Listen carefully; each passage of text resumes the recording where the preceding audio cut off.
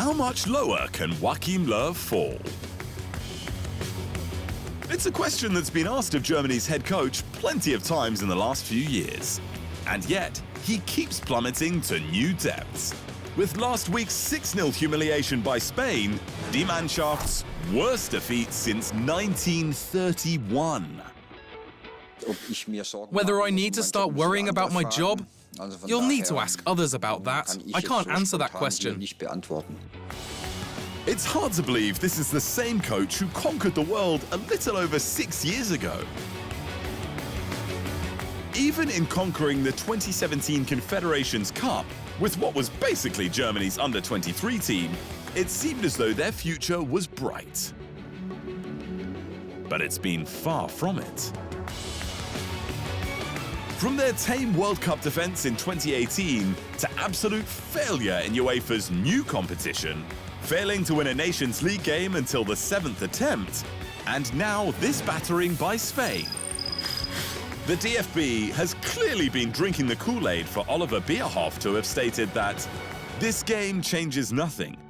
We still trust Joachim Löw, no doubt about that. Which really demonstrates why Löw has his delusions. I've said that I trust these players, and this trust isn't totally shaken at the moment. We must take the right conclusions out of this. As I've said before, these players, this young team, has the capability to develop into a powerful, competitive team. I'm totally convinced of that. Of course, credit where it's due. Spain were good, with Ferran Torres becoming just the third player since 1990 to score a hat-trick against Die Mannschaft. But one argument that is becoming increasingly convincing is that it's not Löw to whom Germany owe that 2014 World Cup, but rather the now Bayern Munich manager, Hansi Flick. Because Flick was one of Germany's assistants for all of their recent successes and none of their recent failures. Taking the job in 2006, he worked with Löw when Germany finished second at Euro 2008. He was there for their third-place finish at the 2010 World Cup, when they reached the semi-finals at Euro 2012, and when they won the World Cup in Brazil 2 years later, becoming DFB sporting director after that triumph. Flick only returned to coaching in 2019 as Niko Kovac's assistant at Bayern, but we all know what happened next. Named interim manager following the Croatian's departure in November, installed permanently by December, and by September 2020 had overseen Bayern crowned champions of the Bundesliga, DFB Pokal, UEFA Champions League, DFL Super Cup, and the UEFA Super Cup. With Flick unsurprisingly named both the German and UEFA Manager of the Year.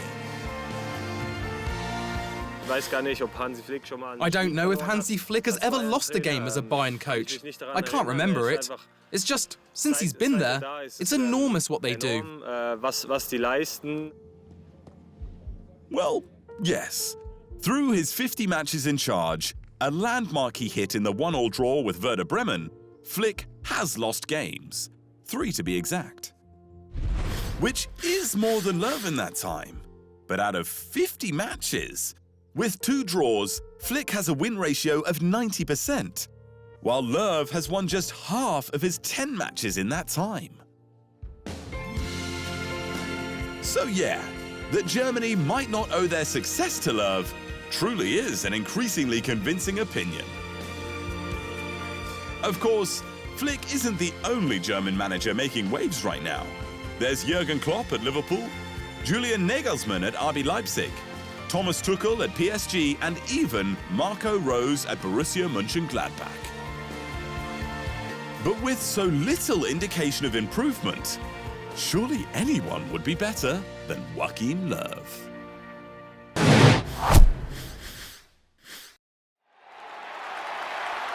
Thanks for watching. For more great content on all things football, make sure you hit the subscribe button.